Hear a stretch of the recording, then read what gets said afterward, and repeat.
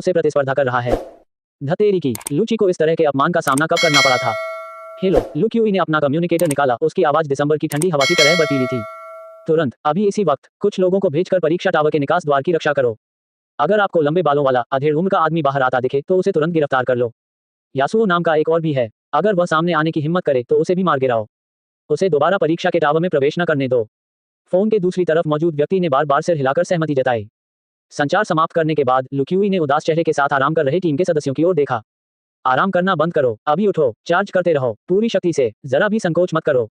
मैं सारी नीली दवाइयां ले लूंगा, अगर कोई भी लापरवाही करने की हिम्मत करे तो मुझे निर्दयी होने के लिए दोष मत देना। उसके भयंकर रूप को देखकर टीम के सदस्य इतने भयभीत हो गए कि उनकी बोलने की हिम्मत ही नहीं हुई। वे जल्दी से उठे और लूची के पीछे पीछे ट्रायल टावर में वापस चले गए। हालांकि साहस के एक क्षण से इतनी बड़ी खाई को पाटा नहीं जा सकता। सुबह के 4 बजे तियानहाई नंबर 1 मिडिल स्कूल के प्रधानाचार्य झांग मिंगयुआन ने जम्हाई ली और अपनी लाल आंखों को मल लिया। अन्य 3 प्रधानाचार्यों की भी ऐसी ही हालत थी, वे लगातार जम्हाई ले रहे थे और उनकी आंखों के नीचे काले घेरे थे। रहस्यमय यासुओ से जल्द संपर्क करने के लिए वे दिन से लेकर रात भर जागते रहे। ठीक तभी बस परीक्षा की मीनार के शीर्ष पर लगी विशाल घंटी एक लंबी और गूंजती हुई ध्वनि के साथ बजी। लीडरबोर्ड पर डेटा अचानक रुक गया। प्रथम स्थान यासुओ व्यक्तिगत सफल। लिया गया समय 19 घंटे 58 मिनट और 32 सेकंड। मैंने लेवल पार कर लिया। उस यासुओ खिलाड़ी ने गेम जीत लिया। झांग मिंगयुआन अचानक अपनी कुर्सी से उछल पड़ा, उसकी सारी नींद गायब हो गई। 19 घंटे, मैंने नौसिखिया परीक्षण टावर को 20 घंटे से भी कम समय में पार कर लिया। हमारे तियानहाई शहर में वर्षों से ऐसा कोई विलक्षण प्रतिभा वाला व्यक्ति नहीं देखा गया। जल्दी करो, दरवाजे पर जाओ। चारों मुख्य अधिकारी परीक्षा टावर के निकास द्वार की ओर दौड़ पड़े। एक चकाचौंध भरी सफेद रोशनी चमकी। यासुओ की थोड़ी थकी हुई आकृति टावर के बाहर दिखाई दी। उसने अभी अभी अपना संतुलन वापस पाया था। कुछ ही दूरी पर काले सूट पहने कई हटे कटे आदमी जो काफी देर से इंतजार कर रहे थे, उनकी आंखों में एक चमक थी। वह वही है, लंबे बालों वाली, चाहे हो या न हो, पहले इसे ले लेते हैं। समूह ने एक दूसरे की ओर देखा, जल्दी से तितर बितर हो गए और चुपचाप यासुओ को घेर लिया। अध्याय 10 साहसी खलनायक। परीक्षण टावर के बाहर सफेद रोशनी की एक चमक दिखी और यासुओ की आकृति अचानक हवा में प्रकट हो गई। उसने चारों ओर देखा, उसके चेहरे पर उलझन का सही भाव झलक रहा था। ओम, अंधेरे में से कई काली आकृतियां तेजी से निकली और उसे घेर लिया। नेता एक हटा कट्टा आदमी था जिसने काला सूट पहना हुआ था और उसके चेहरे पर खौफनाक भाव थे। यासुओ ने थोड़ा सा माथा से कुढ़ा। उन्होंने धीमी गति से बात की, उनकी आवाज में प्राचीनता का आभास था। आप सब मुझसे मिलने यहाँ क्यों आए हैं? काले सूट पहने हुए लोग हैरानी से एक दूसरे को देखने लगे। ये व्यक्ति इतनी औपचारिक साहित्यिक शैली में क्यों बोलता है? आगे चल रहे हटे कट्टे आदमी ने रुके स्वर में पूछा, तुम्हारा नाम क्या है? यासुओ ने अपना हाथ अपनी तलवार की मुठ पर रखा, उसकी निगाहें शांत थीं। मैं तलवारबाज हूँ। यासुओ, तलवारबाज? क्या यह आदमी पागल हो गया है? एक गुर्गे ने धीमी आवाज में बुदबुदाया। उस हटे कट्टे आदमी ने अधीरता से हाथ हिलाते हुए कहा, क्या फर्क पड़ता है कि वह पागल है या नहीं? युवा स्वामी लू ने आदेश दिया है कि लंबे बालों और अधेड़ उम्र के चेहरे वाले किसी भी व्यक्ति को हिरासत में लिया जाए, जिसमें यासुओ भी शामिल है। पहले उसे पकड़ो। उसने यासुओ को घूरते हुए गुस्से से कहा, बच्चे, हमारे साथ चलो। यासुओ की आंखों में थोड़ी सी सतर्कता झलक उठी। तुम कौन हो? मेरा रास्ता क्यों रोक रहे हो? बस करो ये बकवास। उस हटे कट्टे आदमी ने दहाड़ मारी और उसकी मुट्ठी, जो एक बड़े बर्तन जितनी बड़ी थी, सीधे यासुओ के चेहरे की ओर दौड़ी। वह 22वें स्तर का फाइटर था और उसे पूरा भरोसा था कि यह मुक्का इस कमजोर दिखने वाले आदमी को आधे साल तक जमीन पर गिराए रखने के लिए काफी होगा। हालांकि यासुओ केवल थोड़ा सा ही डगमगाया। भूत की तरह यह आसानी से चकमा दे गया। उस हटे कट्टे आदमी को थोड़ा आश्चर्य हुआ जब उसका मुक्का चूक गया। काले सूट पहने अन्य लोग भी उसी समय झपटे, उनकी तलवारें चमक रही थीं और उनके कृत्य पूरी तरह से समन्वित थे। ये सभी लोग लगभग लेवल 20 के हैं और इनके पास काफी अनुभव है। कई हमलावरों से घिरे यासुओ की आकृति हवा में मुरझाए पत्ते की तरह थी, जो दिशाहीन रूप से बह रही थी। प्रत्येक हमला बाल बाल उसके कपड़ों के किनारे को छूते हुए निकल गया। लेकिन आप उसे बिल्कुल भी छू नहीं सकते। धिक्कार है, क्या ये बच्चा किसी फिसलन भरी मछली जैसा है?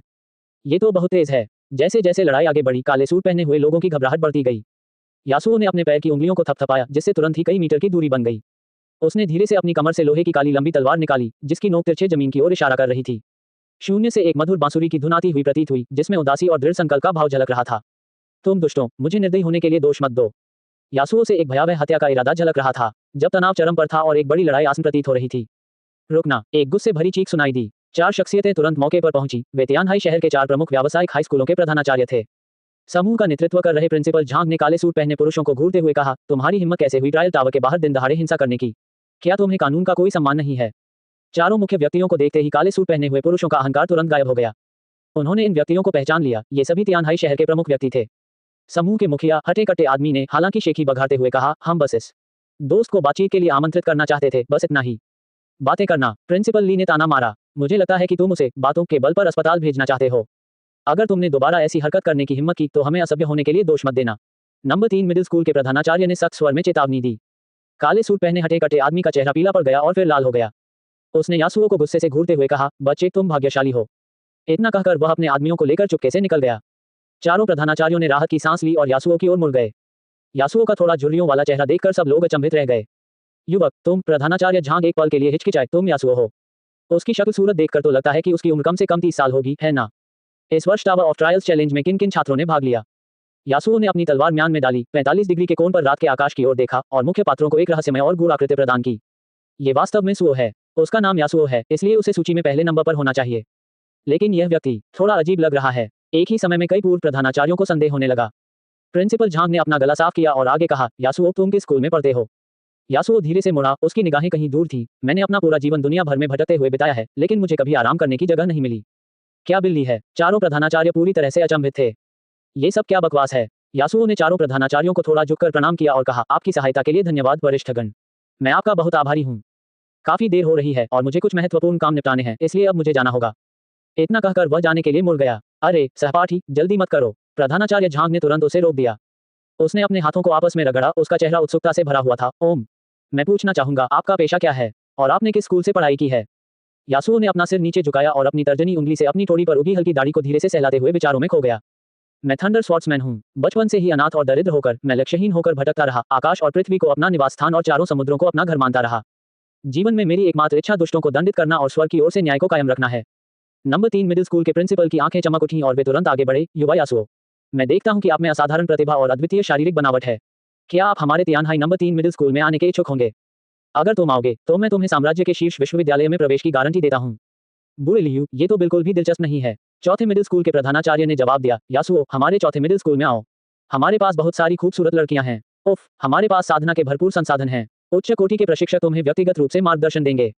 प्रिंसिपल ली भी चिंतित हो गए। यासुओ, हमारा नंबर 2 मिडिल स्कूल।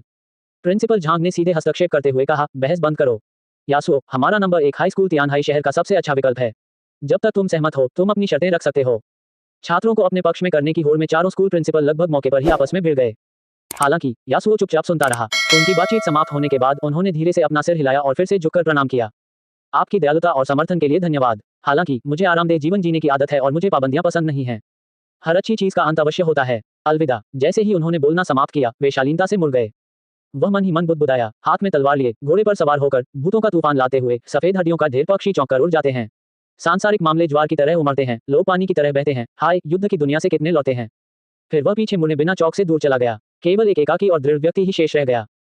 फुफकार। चारों प्रधानाचार्यों ने एक दूसरे की ओर देखा। वे असमंजस में थे कि क्या कहें। कुछ देर रुकने के बाद नंबर 2 मिडिल स्कूल के प्रिंसिपल ली ने धीरे से कहा, मुझे ऐसा क्यों लग रहा है कि इस बच्चे का दिमाग थोड़ा असामान्य सा है। अन्य तीनों प्रधानाचार्यों ने सहमति में सिर हिलाया। नंबर 3 मिडिल स्कूल के प्रिंसिपल ने अचानक अपनी जांघ पर हाथ मारा। अरे बाप रे, इस बच्चे ने पहला स्थान तो पा लिया, लेकिन अभी तक अपना पुरस्कार लेने नहीं गया। इस समय तक यासुओ टावर ऑफ ट्रायल्स प्लाजा से काफी दूर जा चुका था। जैसे जैसे रात गहरी होती गई, सड़कें सुनसान होती गईं। अचानक गली के दोनों ओर से कई अंधेरे आकृतियां फिर से उभर आईं और उसका रास्ता रोक दिया। ये वही लोग थे जिन्होंने पहले की तरह काले सूट पहने हुए थे। समूह के मुखिया, हटे कट्टे आदमी के चेहरे पर भयंकर तिरस्कार का भाव था। बच्चे, मुझे लगा था कि तुम हमेशा उन बुरे लोगों के साथ ही रहोगे। मुझे आपसे इतनी बहादुरी की उम्मीद नहीं थी। आप तो अकेले ही बाहर भागने की हिम्मत करेंगी। तुम स्वर्ग का मार्ग चुनते हो लेकिन उस पर चलने से इनकार करते हो, जबकि नरक के द्वार पर जबरदस्ती घुस जाते हो जबकि वहां कोई द्वार है ही नहीं। आज्ञाकारी होकर आत्मसमर्पण कर दो और तुम्हें कम शारीरिक पीड़ा सहनी पड़ेगी। अन्यथा ओफ। यासुओ ने चुपचाप अपना सिर नीचे कर लिया और धीरे धीरे अपने दाहिने हाथ से अपनी तलवार की मूठ को पकड़ लिया। तुम तो बड़े ही दुस्साहसी पागल हो। उसकी आवाज अचानक ठंडी हो गई, उसमें एक खौफनाक सी कड़वाहट थी। बार बार अपराध करना अक्षम्य है। क्लैंग। अचानक काले लोहे की लंबी तलवार निकाली गई, जिससे अजगर की स्पष्ट और मधुर दहाड़ निकली। कोर्ट में मौत। उस हटे कटे आदमी ने दहाड़ मारी और पहला हमला कर दिया। इस बार उसने पूरी ताकत लगा दी, उसकी मांसपेशियां फूल गईं और उसने अपने पेशेवर कौशल पहाड़ को चलने वाली मुट्ठी के साथ अपनी पूरी शक्ति का प्रदर्शन किया। अन्य लोगों ने भी एक साथ हमला किया। उनकी विभिन्न क्षमताओं का इस्तेमाल करते हुए उन्होंने यासुओ के भागने के सभी रास्ते अवरुद्ध कर दिए। तथापि सिजल। अचानक बिजली की तेज चमक से पूरा दृश्य जगमगा उठा। यासुओ की आकृति बिजली की एक चमक में परिवर्तित होती हुई प्रतीत हुई और वह पलक झपकते ही घेराबंदी को भेदते हुए आगे बढ़ गया। बिजली की चमक तेजी से दूर चली जाती है। पफ। खून तेजी से बाहर निकला। एक हत्यारा, जिसके हाथ में एक छोटी सी तलवार थी, ने अपना गला पकड़ लिया और अविश्वास से गिर पड़ा। उसकी गर्दन पर तलवार का एक पतला, लंबा घाव था, जो इतना गहरा था कि हड्डी दिखाई दे रही थी। जल्दी, ये तो बहुत तेज है। ये देखना असंभव था कि उसने अपनी तलवार कैसे निकाली। तीसरा भाई। उस हटे कट्टे आदमी की आंखें गुस्से से चौड़ी हो गईं। यासुओ एक पल भी नहीं रुका और उसकी तलवार बिजली की तरह फिर से चमक उठी। गड़गड़ाहट भरी तलवारबाजी। बिजली की शक्ति से उत्प्रोत तलवार का एक प्रहार प्रचंड गति लिए हुए दूर तक फैल गया। आह! चीखों की आवाजें एक के बाद एक गूंजती रहीं। काले सूट पहने दो और व्यक्ति तलवार की रोशनी की चपेट में आ गए। उनके शरीर बिजली के झटके से कड़कड़ाने लगे और वे कांपते हुए जमीन पर गिर पड़े। उनके शरीर जलकर काले हो गए। पलक झपकते ही समूह का नेतृत्व करने वाला हटाकटा आदमी ही खड़ा रह गया। उसके चेहरे से तिरस्कार भरी मुस्कान गायब हो गई थी। उसकी जगह असीम भय ने ले ली थी। तुम किस तरह के राक्षस हो? यासुओ ने कोई जवाब नहीं दिया। वह धीरे धीरे कदम बढ़ाते हुए आगे बढ़ा, उसके हाथ में मौजूद लंबी तलवार ठंडी चमक रही थी। तलवार की नोक पर महीन विद्युतीय सांप झिलमिलाते और नाचते हुए दिखाई दिए। वह हटा-कटा आदमी भयभीत हो गया और भागने के लिए मुड़ गया। लेकिन यासुओ उससे भी तेज है। वूश, तलवार चमकी और पल भर में गायब हो गई। उस हटे-कटे आदमी का शरीर वहीं जम गया, फिर वह धीरे-धीरे घुटनों के बल बैठ गया और उसकी जान निकल गई। यासुओ ने भावहीनता से अपनी तलवार म्यान में डाल ली। वह लाशों के पास गया, नीचे बैठ गया और उनके शरीर की तलाशी लेने लगा। कुछ देर बाद उसने कुछ खुले ज़िया सिक्के और अपेक्षाकृत सही सलामत हालत में मौजूद काले लोहे के कुछ उपकरण अपनी जेब में रखे और चुपचाप उठ गया। ठीक तभी, ताली बजाओ, ताली बजाओ, ताली बजाओ। पास ही अंधेरे में अचानक तालियों की गड़गड़ाहट सुनाई दी। शानदार, बिल्कुल शानदार, एक पुरुष की आवाज थोड़ी व्यंग्यात्मक ढंग से सुनाई दी। अभी तो तुम लेवल 10 पर भी नहीं पहुंचे हो और तुमने लेवल 20 से ऊपर के कई पेशेवरों को इतनी सफाई और कुशलता से हरा दिया है। आपका पेशा वाकई बहुत प्रभावशाली है, मैं आपकी और भी अधिक प्रशंसा करता हूँ। यासुओ ने अचानक ऊपर देखा, अपनी तलवार की मूठ को कसकर पकड़ा और उसकी आंखों में एक तेज रोशनी चमक उठी। यहाँ कौन घात लगाए बैठा है? अध्याय 11, क्या उसकी मृत्यु यूं ही हो गई? दूसरा व्यक्ति अंधेरे से बाहर निकला। उस सुबह टावर ऑफ ट्रायल्स के बाहर लू क्यूई को यासुओ से भिड़ने से रोकने वाला कोई और नहीं बल्कि वर्दीधारी शिक्षक ही था। वह अपने चेहरे पर चंचल मुस्कान लिए धीरे धीरे बाहर चला गया। घबराए नहीं, यासुओ ने अपनी तलवार की मूठ को कसकर पकड़ा। उसकी आंखों में सतर्कता थी और उसने गहरी आवाज में कहा, इतनी रात को तुम यहाँ मेरा रास्ता क्यों रोक रहे हो? उस व्यक्ति ने कंधे उचकाए, उसकी मुस्कान अटल थी। शुरू करने से पहले मैं अपना परिचय देना चाहता हूँ। मेरा नाम चूहे है। मैं खास तौर पर तुम्हें ढूंढने के लिए यहाँ आया था। यासुओ का एआई को तेजी से विश्लेषण कर रहा है, लेकिन सतह पर यह शांत और संयमित दिखाई देता है। चूहे ने आगे कहा, आप निश्चित रूप से एस रैंक के पेशेवर होंगे, है ना? उनकी आवाज में स्पष्ट उत्साह झलक रहा था। ये वाकई रोमांचक है। इस छोटे से शहर तियानहाई में मेरी मुलाकात वास्तव में एक सच्चे एस क्लास पेशेवर से हुई। मुझे इससे भी ज्यादा आश्चर्य इस बात पर हुआ कि चूहे ने अपनी ठुड्डी पर हाथ फेरते हुए कहा कि बाकी लोगों ने इस बात पर ध्यान ही नहीं दिया। यासुओ हमेशा की तरह शांत रहा और धीरे धीरे अपना सिर हिलाता रहा। मैं तो बस एक अकेला तलवारबाज हूँ और हमारी मुलाकात महज संयोग से हुई है। मेरा आपसे जान पहचान करने का कोई इरादा नहीं है और कोई चारा नहीं है, तो मैं अब चलता हूँ। इतना कहकर वह जाने के लिए मुड़ गया। चूहे ने अपनी भौहें थोड़ी सी ऊपर उठाई, उसकी आंखों में आश्चर्य की झलक दिखाई दी। क्या हुआ? सुबह सुबह परीक्षणों के टावर के प्रवेश द्वार पर, हालांकि यह व्यक्ति थोड़ा संकी था, लेकिन वह काफी सामान्य तरीके से बात करता था। ये दिखावटी अर्धशास्त्रीय बोलने का तरीका आखिर है क्या? ठीक तभी पुकारें, दूर आसमान में एक विशाल झाड़ू पर सवार एक आकृति अविश्वसनीय गति से उड़ती हुई दिखाई दे रही है। ये तियानहाई नंबर 3 मिडिल स्कूल के प्रिंसिपल हैं। वह कुछ खोजता हुआ प्रतीत हो रहा था और नीचे खड़े दो लोगों को देखकर वह अचानक रुक गया, पीछे मुड़ा और चिल्लाकर बोला, ये रहे, जल्दी इधर आओ। चूहे ने लगभग न के बराबर भौहें चढ़ाईं। इस यासुओ को पहले ही कई स्कूलों के प्रधानाचार्यों ने निशाना बनाया है। यह एक अच्छी चीज नहीं है। इसे कुछ शब्दों में समझाया नहीं जा सकता। चूहे का लहजा बदल गया और वह अधिक दृढ़ हो गया। चलिए, मैं आपको कहीं और ले चलता हूँ ताकि हम इस पर विस्तार से चर्चा कर सकें। उसके बोलने से पहले ही वह तेजी से आगे बढ़ा और यासुओ का कंधा पकड़ लिया। क्लैंग, उसका सामना तेज तलवार की रोशनी से हुआ। तलवारों के टकराने से एक धीमी सी आवाज सुनाई दी। चूहे अपनी जगह पर स्थिर रहा, जबकि यासुओ टक्कर के कारण आधा कदम पीछे हट गया। मुझे तुमसे कोई दुश्मनी नहीं थी, लेकिन चूंकि तुम विरोध करने पर अड़े हो, तो मुझे दोष मत दो। चूहे की निगाहें ठंडी पड़ गईं। उसने अचानक फिर से हमला कर दिया। उसके कदम देखने में तो सामान्य लग रहे थे, लेकिन उन्होंने यासुओ के भागने के सभी रास्ते पूरी तरह से बंद कर दिए। यासुओ ने बचाव के लिए अपनी तलवार घुमाई। तलवार की धार चमक उठी, लेकिन फिर भी वह चूहे के दमन को भेदने में असमर्थ रहा। महज कुछ ही चालों में यासुओ को एहसास हो गया कि उसके प्रतिद्वंदी की ताकत अथाह थी। दूसरी तरफ से तो किसी भी तरह के हथियार का इस्तेमाल नहीं किया गया। वह अपने दोनों हाथों से ही यासुओ के हमलों को पूरी तरह से रोक सकता था। एआई इंटेलिजेंस सिस्टम ने तीव्र गति से काम किया और यह निर्धारित किया कि जीतने की संभावना शून्य थी। बिना किसी झिझक के यासुओ ने अपने पैर की उंगलियों से जमीन को हल्के से छुआ, मुड़ा और दौड़ पड़ा। हे, चूहे ने बेबसी से अपना सिर हिलाया, लेकिन उसकी आवाज और भी ठंडी हो गई। अगर तुम सहयोग नहीं करोगे तो मैं सचमुच तुम्हें मार डालूंगा। ऊपर आसमान में मौजूद नंबर 3 मिडिल स्कूल के प्रिंसिपल ने भी इस दृश्य को देखा। वह आदमी कौन है? वे यासुओ पर हमला क्यों करेंगे? यासुओ को अपनी ओर दौड़ते देख तीसरे मिडिल स्कूल के प्रिंसिपल ने अब और संकोच नहीं किया और अचानक नीचे झपटा मारा। अपनी छड़ी के एक झटके से एक नीले रंग की हवा की धार चूहे की ओर बढ़ी। हवा से बांधना, नीले रंग की कई हवा की रस्सियां अचानक हवा में प्रकट हुईं और सांपों की तरह चूहे की ओर कुंडली मारकर बढ़ने लगीं। हालांकि जैसे ही वे पवन तार चूहे के शरीर को छूने वाले थे, वे आश्चर्यजनक रूप से उसके शरीर के आर पार निकल गए। ऐसा लग रहा था मानो चूहे का शरीर सिर्फ एक प्रेत हो।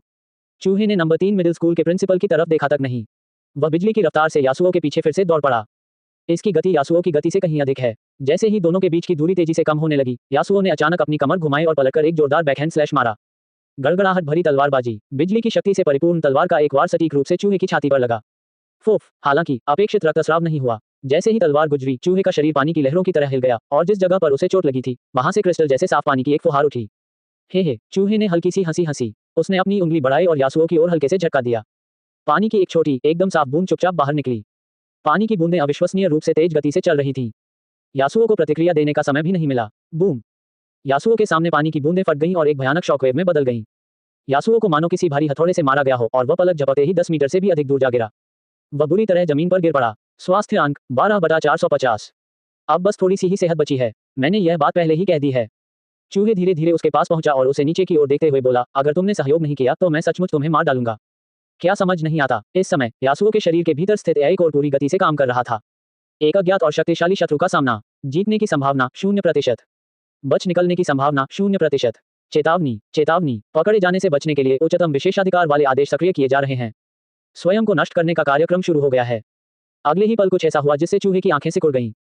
जब यासुओ जमीन पर लेटा हुआ था तो उसकी आंखों में दृढ़ संकल्प की एक चमक दिखाई दी। उसने अचानक अपने हाथ में पकड़ी हुई काली लोहे की लंबी तलवार उठाई और बिना किसी झिझक के उसे अपनी ही गर्दन पर बेरहमी से चला दिया। फूफ, हर जगह खून के छींटे पड़े हुए थे। यासुओ की सेहत पल भर में शून्य हो गई। उसकी आंखों की चमक अचानक फीकी पड़ गई, उसका शरीर अकड़ गया और वह बेजान होकर सीधे जमीन पर गिर पड़ा। उद्धरण चिन्ह डॉट डॉट डॉट उद्धरण चिन्ह। चूहे की मुस्कान एकदम जम गई और उसके होठों के कोने हल्के से फड़कने लगे। इस व्यक्ति वास्तव में उसके सामने खड़े होना। उसने आत्महत्या कर ली। इतने सालों तक दुनिया भर में घूमने के बाद चूहे ने किस तरह के लोगों को नहीं देखा है। हठी, कायर, निर्भीक, लेकिन धिक्कार है, दया की भीख मांगने का एक शब्द भी कहे बिना उसने मामूली असहमति पर अपना गला काटकर आत्महत्या कर ली। ये पहली बार था जब उसने इसे देखा था। इससे चूहे के दिल में एक अजीब सा गुस्सा भड़क उठा। ये आदमी, क्या ये बिल्कुल पागल है? अच्छा नहीं है। उसी क्षण नंबर 3 मिडिल स्कूल के प्रधानाचार्य, जो ढलान से आधे रास्ते नीचे थे, ने भी इस भयावह दृश्य को देखा।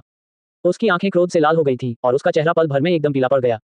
वो यासुओ नाम का लड़का मृत। ठीक उसी समय तीसरे नंबर के मिडिल स्कूल के प्रधानाचार्य वहां पहुंचे।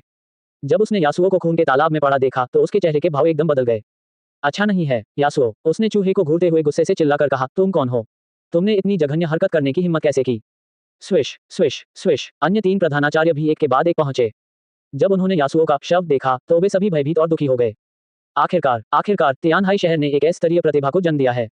वो तो उन्हीं के सामने मर गया। उसे पकड़ो। चारों मुख्य पात्रों ने एक साथ हमला किया और चूहे पर शक्तिशाली मौलिक जादू और युद्ध कौशल की बौछार कर दी।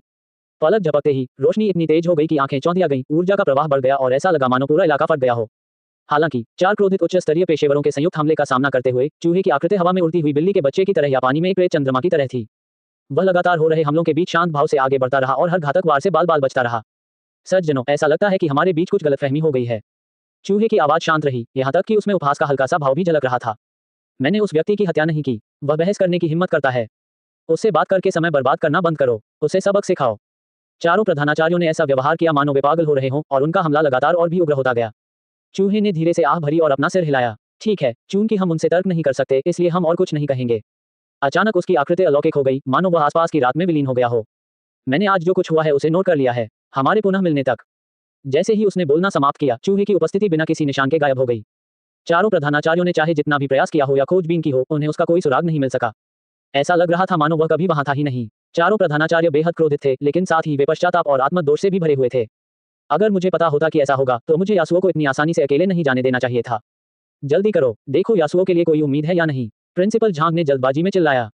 हालांकि जब उन्होंने घबराकर उस जगह की ओर देखा जहां यासुओ गिरा था, वे सब स्तब्ध रह गए। वह जगह बिल्कुल खाली थी। यासुओ का शरीर गायब हो गया। अध्याय 12। ओह येजी, सभी चीजों के उस्ताद शिकार। अगले दिन जो हुआ, अचानक बिस्तर पर उठ बैठी। दिल की धड़कन तेज होने की अनुभूति ने उन्हें तुरंत होश में ला दिया। सिस्टम सूचना, आपका क्लोन थंडर स्वॉर्ड्समैन यासुओ मर गया है। पुनरुत्थान की उल्टी गिनती 18 घंटे 59 मिनट और 58 सेकंड। मृत जो हुआई ने भौहें चढ़ाईं। यासुओ की मृत्यु से पहले की आखिरी तस्वीरें उसके दिमाग में ज्वार की लहर की तरह उमड़ आईं। टावर ऑफ ट्रायल्स क्लियर हो गया। सूट पहने लोगों ने दुश्मन पर हमला किया। कई पूर्व प्रधानाचार्यों का ध्यान। और अंत में चूहे नाम का आदमी। फुफकार, जो हुआई की सांसें थम गईं। जब मैंने सुबह उस दूसरे व्यक्ति को देखा तो शुरू में मुझे लगा कि वह बस एक दिलचस्प शिक्षक हैं। अब ऐसा प्रतीत होता है कि दूसरे पक्ष का इतिहास काफी दिलचस्प है। तियानहाई शहर एक ऐसी जगह है जहां छिपी हुई प्रतिभाओं की भरमार है। अपनी प्रतिभा का प्रदर्शन करने के तुरंत बाद ही उन्होंने इतनी प्रभावशाली हस्ती का ध्यान आकर्षित कर लिया। अब से हमें अपने कार्यों में अधिक सावधानी बरतनी होगी। हालांकि यासुओ की एआई के प्रदर्शन ने भी उसे आश्चर्यचकित कर दिया। एक अजेय शत्रु का सामना करते हुए उसने पकड़े जाने से बचने के लिए आत्महत्या का रास्ता चुना। निर्णायक और निर्मम। जो हुआई के होठों पर हल्की सी मुस्कान आ गई। कोई कल्पना कर सकता है कि उस क्षण चूहे के चेहरे के भाव काफी प्रभावशाली रहे होंगे। मेरे क्लोन का अध्ययन करने की कोशिश कर रहे हो? बिल्कुल नहीं। हालांकि यासुओ अस्थायी रूप से अनुपलब्ध था, लेकिन जो हुआई ज्यादा निराश नहीं था, क्योंकि सिस्टम अब एक सूचना भेज रहा है। सिस्टम सूचना, ट्रायल टावर को पार करें और इस चुनौती में प्रथम स्थान प्राप्त करें नामक मिशन पूरा हो गया है। मिशन पुरस्कार, एक पेशेवर गेंद निकालने का एक मौका पहले ही जारी किया जा चुका है। ये हो चुका है। जो हुआई की आंखों में एक तीखी चमक कौंध गई। हालांकि यासुओ की मृत्यु हो गई, लेकिन उसने अपनी मृत्यु से पहले टावर ऑफ ट्रायल्स को सफलतापूर्वक पार कर लिया और पहला स्थान प्राप्त किया। इसका मतलब यह है, अब वह दूसरे क्लोन का पेशा भी चित्रित कर सकता है। सिस्टम, मैं अपने दूसरे क्लोन का पेशा निकालना चाहता हूँ। जो हुआई अपने दिल में यह बात जोर से चिल्लाकर कहना चाहता था। उन्होंने आंखें मूंद लीं, चेतना मन में समा गई। वह विशाल और जानी पहचानी गैशोपॉन मशीन फिर से प्रकट हुई। रंग बिरंगी पेशेवर स्तर की गेंदें अंदर धीरे धीरे घूम रही थीं, जिससे एक मनमोहक चमक निकल रही थी। गैशोपॉन मशीन के सामने एकमात्र ड्रॉ बटन हल्की रोशनी से जगमगा रहा था। जू हुआई ने गहरी सांस ली। मैंने जो पहला क्लोन बनाया था वह एस रैंक थंडर स्वॉर्ड्समैन था। दूसरी बार न्यूनतम गारंटी भी एस स्तर की होनी चाहिए, है ना? उत्साह और प्रत्याशा के मिश्रण के साथ उसने विचारों के प्रवाह में एक्सट्रैक्ट बटन दबा दिया। बस विशालकाय घुंडी वाली मशीन तेजी से घूमने लगी। असंख्य पेशेवर गेंदें प्रकाश की लकीरों में परिवर्तित हो गईं, जो आंखों को चकाचौंध कर रही थी। प्रकाश धीरे धीरे और तेज होता गया, लगभग चेतना के पूरे क्षेत्र को भरता हुआ। 10 सेकंड बाद घूर्णन अचानक रुक गया। पुकारें। हैंडल के हैंडल से प्रकाश का एक अनोखा गोला निकला। जू हुआई की पुतलियां अचानक सिकुड़ गईं। बैंगनी। प्रकाश का गोला गहरे और रहस्यमय बैंगनी रंग का था। ये यासुओ के पिछले चमकदार सुनहरे गोले से बिल्कुल अलग है। सोना एस रैंक का है तो बैंगनी, क्या यह उससे भी उच्च श्रेणी का पेशा हो सकता है? जू हुआई का दिल तेजी से धड़कने लगा। क्या यह एसएस रैंक हो सकता है, या फिर यह पौराणिक एसएस क्लास है? उसकी सांसें थोड़ी भारी हो गईं। बैंगनी रंग का एक प्रकाशमान गोला धीरे धीरे नीचे आया और जू हुआई के सामने मंडराने लगा। प्रकाश की एक तेज किरण, यह एक बैंगनी रंग के स्क्रॉल में बदल गया जो पिछले थंडर स्वॉर्ड्समैन स्क्रॉल से भी कहीं अधिक प्राचीन और रहस्यमय था। वह पांडुलिपि जटिल प्रतीकों से ढकी हुई थी जिससे एक अवर्णनीय शक्तिशाली आभा निकल रही थी। बधाई हो मेजबान, आपने जीवन कौशल श्रेणी में एकमात्र छिपे हुए पेशे का पता लगा लिया है। एसएस रैंक मास्टर शिल्पकार। जू हुआई का दिल तेजी से धड़कने लगा और उसकी सांसें तेज हो गईं। जीवन शैली से संबंधित नौकरियां। एक लोहार। इस दुनिया में पेशेवर उपकरण केवल राक्षसों को मारकर ही प्राप्त किए जाते हैं। इन सामग्रियों का उपयोग करने और उन्हें तोड़ने के लिए लोहार की ही आवश्यकता होती है। लोहारों द्वारा बनाए गए उत्पादों में अक्सर बेहतर गुण होते हैं। इसलिए लोहार का पेशा हमेशा से ही सबसे अधिक मांग वाला पेशा रहा है, इसमें कोई अपवाद नहीं है। काम न मिलने की चिंता मत करो, तुम पैसे छापने वाली मशीन की तरह तेजी से पैसा कमा सकते हो। मूल मालिक की स्मृति में पिछले साल तियानहाई शहर में एक लोहार का उदय हुआ था। एक असाधारण स्तर की लंबी तलवार $10 लाख से अधिक में बिकी। पौराणिक उपकरण, उनकी कीमत करोड़ों में शुरू होती है और वे व्यावहारिक रूप से अनुपलब्ध हैं। पूरे ग्रेट शिया साम्राज्य में एक भी ऐसा कुशल कारीगर नहीं है जो पौराणिक उपकरण बना सके। पड़ोसी देश जापान में एक ऐसा व्यक्ति है जिसे राष्ट्रपिता के रूप में प्रचारित किया जाता है। जैसे ही यह विचार उनके मन में आया, मायरी क्राफ्ट्समैन का एट्रीब्यूट पैनल प्रकट हो गया। क्लोन पैनल अनाम वर्ग, एकमात्र गुप्त वर्ग, एसएस रैंक सर्वोद्देशीय कुशल कारीगर। स्तर LV1। स्वास्थ्य अंक 120/120। माना पॉइंट्स 150/150। शक्ति 12, फुर्ती 10, स्टेमिना 15, मानसिक शक्ति 18। कौशल सूची। निष्क्रिय कौशल, मास्टर फोर्जिंग। स्तर एक उपकरण बनाते समय सामग्री की खपत 30% कम हो जाती है और बनाने का समय भी 30% कम हो जाता है। सक्रिय कौशल, दिव्य शिल्पकार का ज्ञान। स्तर एक किसी एक उपकरण को चुनकर उसकी गुणवत्ता स्तर को 1 अंक तक बढ़ा सकता है, अधिकतम दुर्लभ स्तर तक। कूलडाउन 24 घंटे। जू हुआई सक्रिय कौशल को घूर रहा था, उसकी आंखें मानो अपनी जगह से बाहर निकल रही थीं। सीधे गुणवत्ता में सुधार, हे भगवान, ये तो अविश्वसनीय है। एक बेहतरीन उपकरण को एक क्लिक से ही तुरंत एक दुर्लभ वस्तु में बदला जा सकता है। वर्तमान सीमा दुर्लभता है। स्तर बढ़ने पर क्या होता है? कौशल दक्षता बढ़ने पर क्या होता है? दुर्लभ वस्तुएं महाकाव्यों में परिवर्तित हो गईं। महाकाव्य किंवदंती बन गए। जब समय आएगा तो मैं अपने प्रत्येक क्लोन को दिव्य और पौराणिक साजो सामान का एक सेट दूंगा। वह दृश्य इतना खूबसूरत था कि मैं उसकी कल्पना भी नहीं कर सकती। सिस्टम प्रॉम्प्ट, कृपया अपने एसएस स्तर के क्लोन का नाम दें। जू हुआई अचानक अपनी तंद्रा से बाहर आया और उसके चेहरे पर एक बेतहाशा मुस्कान फैल गई। चूंकि वह एक कुशल लोहार है, इसलिए उसका नाम अवश्य ही प्रसिद्ध होगा।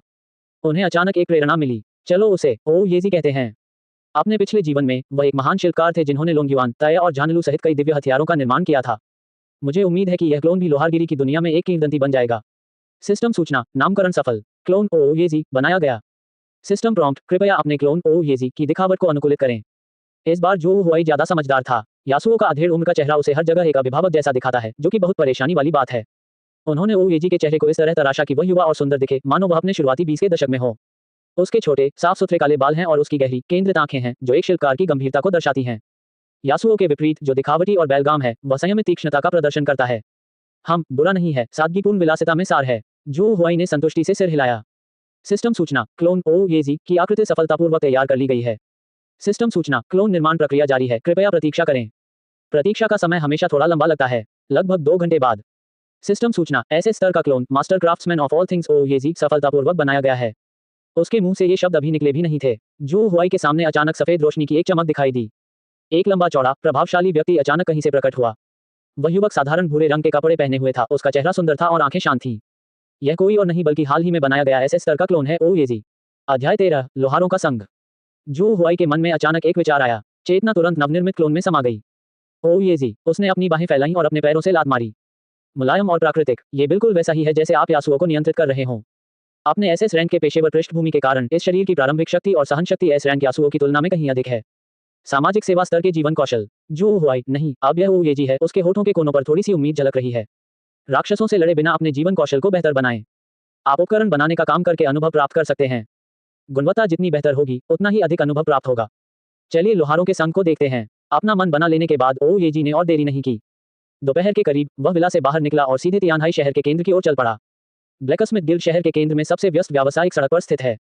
ये स्थान न केवल लोहारों का कार्यस्थल है, बल्कि तियानहाई शहर का सबसे बड़ा उपकरण व्यापार और वितरण केंद्र भी है।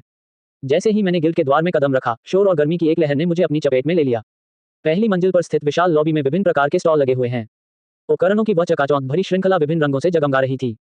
मौका मत चूकिए। लेवल 10 की बेहतरीन क्वालिटी वाली बेल्ट, टॉप टियर स्टैट्स, पहले आओ पहले पाओ। लेवल 20 के दुर्लभ गुणवत्ता वाले दस्ताने, इनमें उपचार क्षमता में वृद्धि शामिल है। उपचारकों के लिए वरदान, स्टॉक सीमित होने से पहले अपना प्राप्त करें। विक्रेताओं की आवाजें कभी तेज तो कभी धीमी होती रहीं, लेकिन रुकती नहीं थी। ओएजी ने उनकी ओर एक नजर डाली और मन ही मन सिर हिलाया।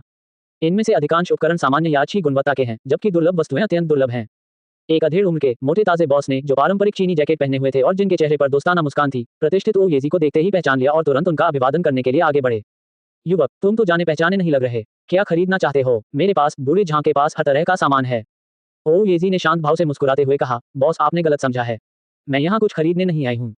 वह रुका, फिर बोला, मैं एक लोहार हूँ। एक लोहार? बूढ़े झां की मुस्कान जम गई और उनकी आंखों में आश्चर्य की एक झलक दिखाई दी। वह तियानहाई शहर के लगभग हर लोहार को जानता था। मैंने इस युवक को पहले कभी नहीं देखा। युवक, क्या तुमने हाल ही में नौकरी बदली है? बूढ़े झांग ने संकोच से पूछा। तुम लोहार के किस पद पर हो? यासुओ द्वारा लाई गई मुसीबतों को याद करते हुए ओएजी ने चुपचाप रहने का फैसला किया। लेवल सी में मैं सौभाग्यवश सफलतापूर्वक नौकरी बदलने में कामयाब रहा। स्तर सी। बूढ़े झांग का उत्साह तुरंत और भी बढ़ गया, पहले से भी कहीं अधिक।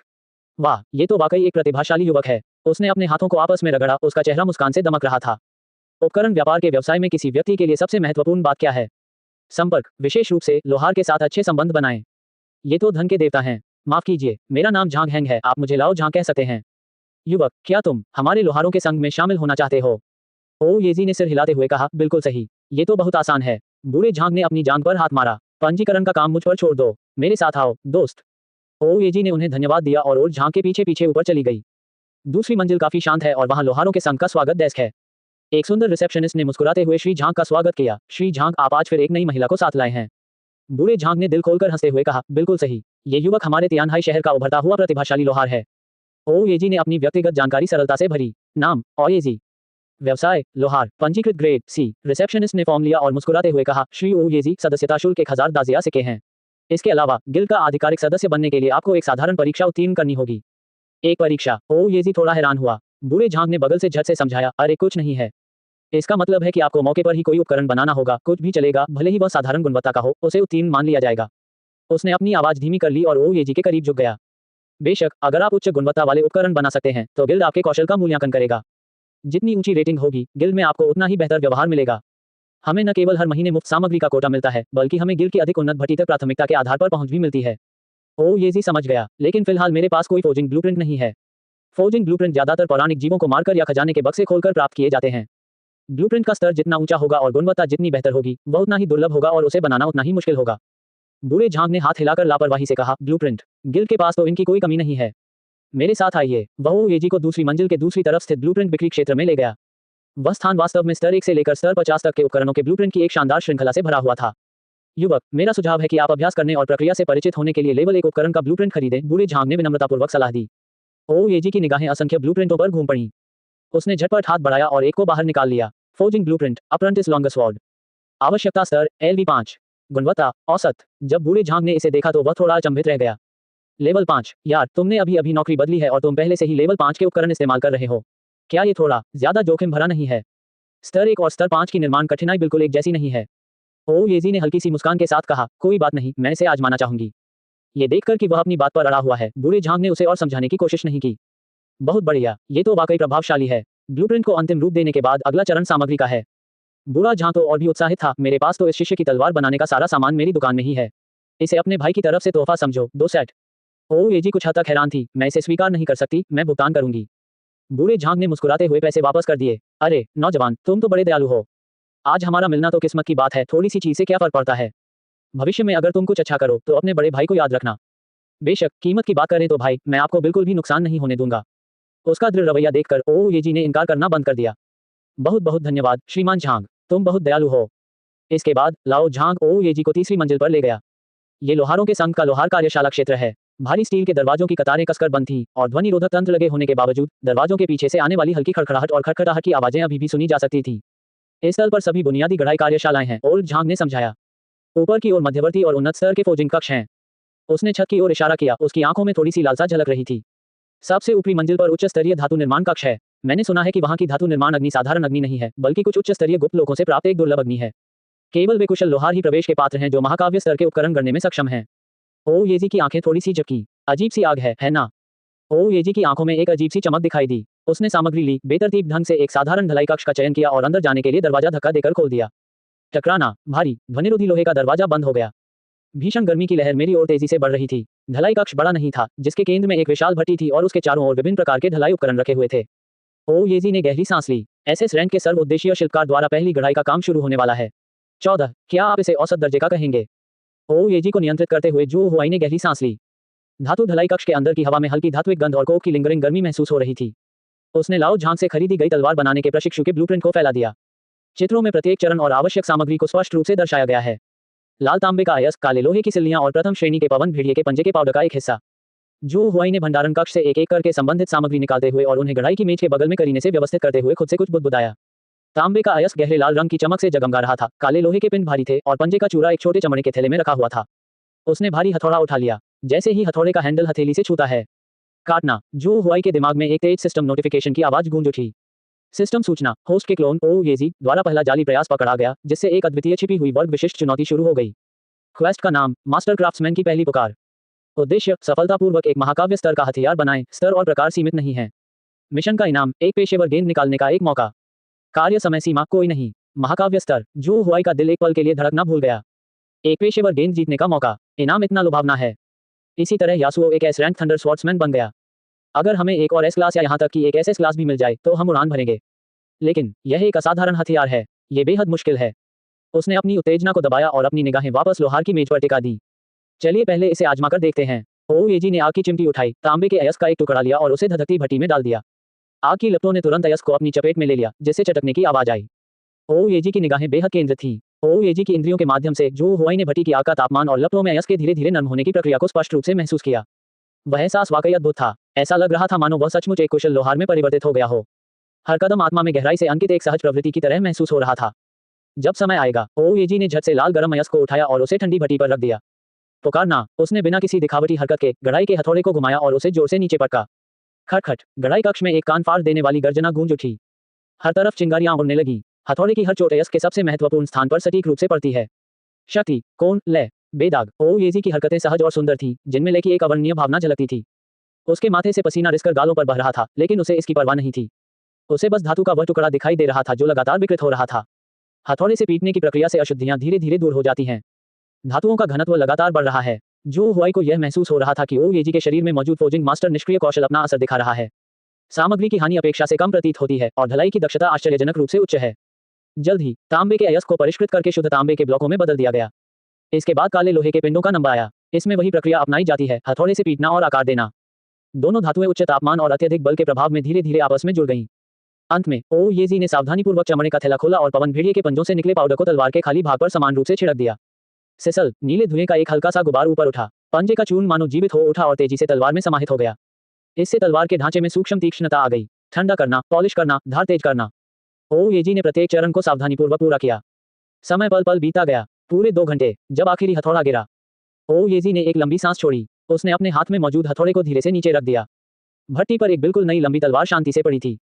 तलवार की धार में एक गहरी धात्विक चमक है, जिस पर बारीक आकृतियां धुंधली सी दिखाई दे रही हैं। तलवार की धार तेज थी और उसकी ठंडी रोशनी चमक रही थी। Apprentice long sword. गुणवत्ता, उत्कृष्ट 2 सितारे। स्तर, LV 5। शारीरिक आक्रमण शक्ति, जोड़ 3-5। शक्ति, जोड़ 2। टिकाऊपन, 60/60। नोट, यह एक ठीक ठाक बनी हुई प्रशिक्षु तलवार है, कम से कम यह आसानी से कुंद नहीं होगी। उत्कृष्ट 2 सितारा। जू हुआई ने एट्रीब्यूट पैनल को देखा और थोड़ा भौहें सिकुड़ी। यह एहसास अद्भुत है। ओ येजी के माध्यम से ऐसा प्रतीत होता था मानो उन्होंने स्वयं इस तलवार को गढ़ा हो।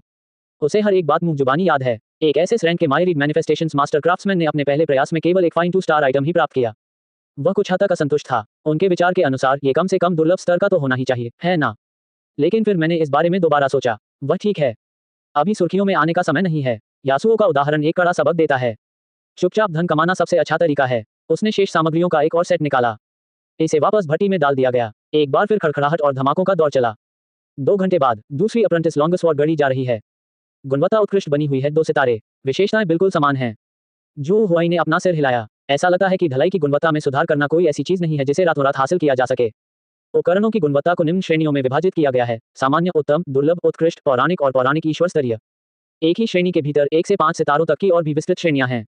शानदार, यह एक लंबी और कठिन यात्रा है। उसने दोनों लंबी तलवारें म्यान में रखीं और भट्टी का दरवाजा खोला। छी, दरवाजे के बाहर बूढ़ा झांक बेचैनी से इधर-उधर घूम रहा था। जैसे ही उसने ओऊ येजी को बाहर आते देखा, वह तुरंत उसका अभिवादन करने चला गया। भाई ओऊ येजी, कैसा रहा? पहली जालसाजी कैसी रही? बूढ़े झांक के चेहरे पर चिंता झलक रही थी। क्या ये सफल रहा? ये देखकर कि ओऊ येजी ने खुशी के कोई संकेत नहीं दिखाए, ओल्ड झांक ने उसके कंधे पर थपथपाया और उसे सांत्वना दी। अरे भाई, अगर तुम सफल न हो तो निराश मत होना। इस चीज को गढ़ना आप इसे एक ही बार में कैसे कर सकते हैं? कई लोहारों को अपना पहला उपकरण बनाने में सक्षम होने से पहले 4 या 5 बार या यहाँ तक कि 10 से अधिक बार प्रयास करना पड़ता है।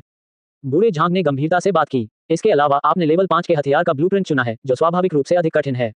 क्यों ना आप मेरी सलाह माने और पहले स्तर के खंजर या छोटी छड़ियों से अभ्यास करना शुरू करें? वह तरीका सरल है, उसकी सफलता दर बहुत अधिक है और इससे आपको इसका अनुभव प्राप्त करने में मदद मिल सकती है। जो हुआई ने ओऊ येजी को नियंत्रित किया और ज्यादा कुछ नहीं कहा। उसने चुपचाप अपने पीछे से नवनिर्मित 2 लंबी तलवारें निकाल ली। इसे ओल्ड झांक को सौंप दिया गया था। बूढ़े झांक, इसे देखो। बूढ़े झांक ने कुछ संशय के साथ लंबी तलवार उठाई। हाथ में पकड़ने पर यह थोड़ा भारी लगता है और ब्लेड में अभी भी ताजा गड़े जाने की गर्माहट महसूस होती है। वह अनजाने में ही उसे देखने लगा। तलवार की मूठ चपटी थी, रीढ़ सीधी थी और ब्लेड हल्की ठंडी रोशनी से चमक रहा था। चलिए एक और उदाहरण देखते हैं। लगभग एक जैसे। ये है। बूढ़ा झांक थोड़ा असमंजस में था। 1 मिनट रुकिए, क्या आप मेरे द्वारा दिए गए 2 सेट सामग्रियों के साथ सफल हुए? ओऊ येजी ने सिर हिलाया। उनका लहजा सपाट था, ठीक ठाक, लेकिन फिर भी यह एक सफलता है। इतना तो। बूढ़े झांक की तो सांस ही रुक गई थी। उसने अपने हाथों में मौजूद 2 लेवल 5 लंबी तलवारों को देखा और फिर अपने सामने खड़े बेहद युवा ओऊ येजी भाइयों को देखा। मैं पूरी तरह से हैरान रह गया। पहली बार गड़ा गया। लेवल 5 के हथियारों को सीधे चुनौती दें। क्या उसने सचमुच एक ही बार में 2 बार सफलता हासिल कर ली? इसे कहते हैं औसत दर्जे का। ये राक्षस कहां से आया? अध्याय 15। मैं भी गुमनाम रहना चाहता हूं, लेकिन मेरी ताकत इसकी इजाजत नहीं देती। बूढ़ा झांक दशकों से लोहार संघ में है। उसने किस तरह के प्रतिभाशाली लोगों को नहीं देखा है। उन्होंने पहले कभी किसी को लेवल 5 के हथियार के ब्लूप्रिंट को पहली ही कोशिश में बनाने की हिम्मत करते और 100% सफलता दर के साथ कामयाब होते नहीं देखा था। ये बच्चा बिल्कुल भी साधारण व्यक्ति नहीं है। ओऊ येजी, शांत रहे, बस शुभकामनाएं। बूढ़े झांक के होंठ कुछ बार जोर से फड़फड़ाए। क्या इसे ही आप सौभाग्य कहते हैं? ये तो ऐसा है मानो भगवान आपका पीछा कर रहे हों और आपको भोजन करा रहे हों। दोनों दूसरी मंजिल पर स्थित रिसेप्शन डेस्क पर लौट आए। बूढ़े झांक ने दोनों तलवारें काउंटर पर पटक दी और रिसेप्शनिस्ट पर चिल्लाते हुए कहा, जल्दी करो भाई, ओऊ येजी का पंजीकरण करो। ये दोनों तलवारें उसका इनाम हैं। रिसेप्शनिस्ट ओल्ड झांक की तेज आवाज से चौंक गई और उसने झट से दोनों लंबी तलवारें उठाईं और कुशलतापूर्वक उनके गुणों की जांच करने लगी। अगले ही पल तलवार पकड़े हुए उसका हाथ बुरी तरह कांपने लगा और वह लगभग तलवार गिराने ही वाली थी। ये श्रीमान ओऊ येजी, रिसेप्शनिस्ट हकलाते हुए बोली। उसकी आंखों में अविश्वास था जब उसने ओऊ येजी को देखा। क्या ये पहली बार है जब आप उपकरण बना रहे हैं? ओऊ येजी ने उसकी ओर एक नजर डाली और उदासीनता से कहा, हम क्या कोई समस्या है? नहीं, कोई बात नहीं। रिसेप्शनिस्ट ने झट से सिर हिलाया। उत्साह से उसके गोरे गाल लाल हो गए थे। बस, मैं थोड़ी ज्यादा ही हैरान हो गई थी। पहले ही प्रयास में उपकरण तैयार करना और उत्कृष्ट 2 सितारा गुणवत्ता हासिल करना। आपकी प्रतिभा सचमुच असाधारण है। क्या बिल्ली है? ओऊ येजी के कुछ बोलने से पहले ही उसके बगल में बैठे बूढ़े झांक का गुस्सा फूट पड़ा। उसकी आवाज इतनी तेज थी कि छत से धूल गिरने लगी। उत्कृष्ट 2 सितारा? क्या आप कह रहे हैं कि ये दोनों तलवारें उत्कृष्ट 2 सितारा हैं? वह ओऊ येजी की असाधारण सफलता दर से इतना हैरान था कि वह गुणों को देखना ही पूरी तरह से भूल गया। बूढ़े झांक ने लंबी तलवारों में से एक को छीन लिया, अपनी आंखें चौड़ी कर लीं और उसे अपने चेहरे के करीब ले आया। अप्रेंटिस लॉन्गर स्वॉर्ड, गुणवत्ता उत्कृष्ट 2 सितारे। शारीरिक आक्रमण शक्ति जोड़ 3-5, शक्ति जोड़ 2, टिकाऊपन 60/60। फुफकार, बूढ़े झांक ने हौंकते हुए कहा और तलवार पकड़े हुए उनका हाथ थोड़ा कांपने लगा। अरे बाप रे, ये तो वाकई 2 सितारा हथियार हैं, और दोनों ही। इस क्षण ओल्ड झांक की निगाहें ओऊ येजी की ओर पूरी तरह बदल गईं। अब ऐसा नहीं लग रहा था मानो हम किसी प्रतिभाशाली नवागंतुक को देख रहे हों, बल्कि किसी दानव को देख रहे हों। एक विलक्षण प्रतिभा। आपको ये पता होना चाहिए कि एक औसत लोहार को साधारण गुणवत्ता वाले उपकरणों को उत्कृष्ट गुणवत्ता में परिष्कृत करने में कितना समय लगेगा। उत्कृष्टता के शिखर तक पहुंचने में 1 या 2 साल या दशकों या फिर पूरा जीवन भी लग सकता है। इसके अलावा सफलता दर बेहद अस्थिर है, जो पूरी तरह से परिस्थितियों, भाग्य और सामग्रियों पर निर्भर करती है। जैसा कि पता चला, मेरे सामने खड़ा ये बेहद युवा व्यक्ति न केवल दोनों हथियारों को सफलतापूर्वक बनाने में कामयाब रहा, बल्कि वे दोनों ही उत्कृष्ट 2 सितारा हथियार थे। क्या कोई इंसान ऐसा कर सकता है? अरे यार, बूढ़े झांक ने उत्तेजित होकर ओऊ येजी का कंधा पकड़ लिया। उसका चेहरा लाल हो गया। सच बताओ, क्या तुम सच में सी रैंक हो? ये अजीबोगरीब सी रैंक क्या होता है? रिसेप्शनिस्ट फुर्तीली और कुशल थी। उसने तुरंत काउंटर पर रखे आंतरिक संचारक को उठाया और स्थिति की जानकारी अपने सुपरवाइजर को दी। पर्यवेक्षक ने तुरंत कहा, उसे जाने मत दो, मैं अभी आ रहा हूँ। फोन रखने के बाद उसने ओऊ येजी को प्रशंसा भरी निगाहों से देखा। उसकी आवाज पहले से कहीं अधिक मधुर थी। श्रीमान ओऊ, कृपया मत जाइए, हमारे सुपरवाइजर जल्द ही यहाँ होंगे। इस क्षण ओल्ड झांक ने ओऊ येजी के कंधे पर अर्थपूर्ण ढंग से थपथपाया और धीमी आवाज में कहा, भाई, मैं समझता हूँ आप जैसे युवा लोग लाइमलाइट से दूर रहना चाहते हैं, मैं समझता हूँ। लेकिन ये लोहारों का संघ है, जहाँ सब कुछ ताकत पर आधारित है। आप जितना अच्छा प्रदर्शन करेंगे, संघ उतना ही आपका सम्मान करेगा, आपको उतना ही आगे बढ़ाएगा और आपको उतने ही अधिक संसाधन आवंटित करेगा। इसमें कोई समस्या नहीं है। अपनी क्षमताओं को छिपाना बहुत बड़ा नुकसान होगा। भले ही ओएजी ने ऐसा नहीं कहा, लेकिन लाओ झांग को पहले से ही यकीन था कि उसके सामने खड़ा ओएजी निश्चित रूप से सिर्फ एक साधारण लोहार नहीं था। इस प्रतिभा को देखते हुए उन्हें ए लेवल का छात्र कहना भी कम होगा। जब जू हुआई ने ओएजी को नियंत्रित किया तो वह मन ही मन आह भरे बिना नहीं रह सका, ये सोचते हुए कि वह पहले से ही बहुत शांत रहा है। जिसे मैं सादगीपूर्ण व्यवहार समझ रहा था, उसे दूसरों ने बेहद चर्चित माना। कुछ ही देर में कुछ तेज कदमों की आहट सुनाई देने लगी। अच्छे कपड़े पहने, थोड़े मोटे पेट वाले, लगभग 40 या 50 वर्ष के दिखने वाले एक अधेड़ उम्र के व्यक्ति ने मुस्कुराते हुए तेजी से चलकर हमारी ओर कदम बढ़ाया। हा, तुम में से प्रतिभाशाली और हुनरमंद श्री ओएजी कौन है? उनकी आवाज उनके आने से पहले ही सुनाई दी। नए व्यक्ति को देखते ही और झांग जल्दी से उसका अभिवादन करने के लिए आगे बढ़ा। मैनेजर शेन, आप आ गए। यह जरूर भाई ओएजी होंगे। तियानहाई शहर के लोहार संघ की शाखा के प्रमुख अधेड़ उम्र के शेन कियू ने तुरंत अपनी निगाहें ओएजी पर टिका दी। जब शेन कियू ने ओएजी की असाधारण रूप से युवा उपस्थिति देखी तो उसकी आंखों में आश्चर्य की एक झलक दिखाई दी। लेकिन उन्होंने तुरंत खुद को संभाला, चेहरे पर एक प्यारी सी मुस्कान लाए और हाथ बढ़ाते हुए कहा, श्री ओएजी, आपसे मिलकर बहुत खुशी हुई। मैं शेन कियू हूँ, इस शाखा का प्रमुख। मैंने अभी जियाओ झांग की रिपोर्ट से सुना है कि आपने अपने पहले ही प्रयास में अद्भुत उपलब्धि हासिल की है। आज इसे देखकर मैं कह सकता हूं कि आप वास्तव में असीमित क्षमता वाले एक युवा नायक हैं। कुछ औपचारिक व्यापारिक शुभकामनाओं के बाद शेन कियू की निगाहें अंततः काउंटर पर रखी दो लंबी तलवारों पर टिक गईं। उसने उनमें से एक को उठाया और ध्यान से उसकी जांच की। जैसे जैसे समय बीता गया, शेन कियू के चेहरे पर मुस्कान धीरे धीरे जम गई और उसकी जगह बढ़ता हुआ सदमा और उत्साहित। क्या ये दो उत्कृष्ट 2 सितारा गुणवत्ता वाली प्रशिक्षु तलवारें वास्तव में आपकी पहली रचना है, श्री ओएजी? शेन कियू की आवाज कुछ कर्कश थी और उसे खुद भी संदेह था कि कहीं उसने कुछ गलत तो नहीं देखा। ओएजी ने शांत भाव से सिर हिलाया, ये बिल्कुल असली है। शेन कियू, उस क्षण उन्हें ऐसा महसूस हुआ जैसे उनका विश्व दृष्टिकोण पहले कभी इतना नहीं हिला था। जू हुआई लगभग अपना चेहरा ढकना चाहता था। आखिरकार आप एक गिल्ड लीडर हैं। ये बस 2 उच्च गुणवत्ता वाले हथियारों को बनाने के बारे में है। क्या इस तरह का हंगामा करना और ऐसे व्यवहार करना वाकई जरूरी है जैसे आपने पहले कभी ऐसा कुछ देखा ही न हो? दरअसल जिस चीज ने उन्हें चौंकाया वह हथियार खुद नहीं था, बल्कि यह ओएजी की अविश्वसनीय लोहारगिरी की प्रतिभा थी जिसने आकाश को चुनौती दी। मैं पहली बार कोई हथियार बना रहा हूँ। लगातार 2 जीत। इसके अलावा ये दोनों ही बेहतरीन 2 सितारा हथियार हैं। तियानहाई शहर जैसे छोटे से स्थान में ही सही, ऐसी उपलब्धियां पूरे महान शिया साम्राज्य में सनसनी पैदा करने के लिए काफी होंगी। ये देखकर शाखा प्रबंधक शेन कियू उत्साह से काम क्यों नहीं उठेंगे? शेन कियू ने गहरी सांस ली, अपनी उत्तेजित भावनाओं को जबरदस्ती शांत किया और फिर गंभीरता से ओएजी को कृपया का इशारा किया। श्री ओएजी, यहाँ बहुत सारे लोग हैं, क्या आप इस पर आगे चर्चा करने के लिए मेरे कार्यालय में आ सकते हैं? एक शानदार निजी कमरे के अंदर शेन कियू ने खुद ओएजी के लिए बढ़िया चाय का एक बर्तन बनाया। उनके चेहरे पर गंभीरता और उम्मीद के भाव थे। श्री ओएजी, मुझे पता है कि मेरा अगला प्रश्न थोड़ा अटपटा लग सकता है। शेन कियू कुछ देर रुका और अपने विचारों को व्यवस्थित करते हुए बोला, लेकिन आपकी प्रतिभा सचमुच अद्भुत है, मेरी समझ से परे है।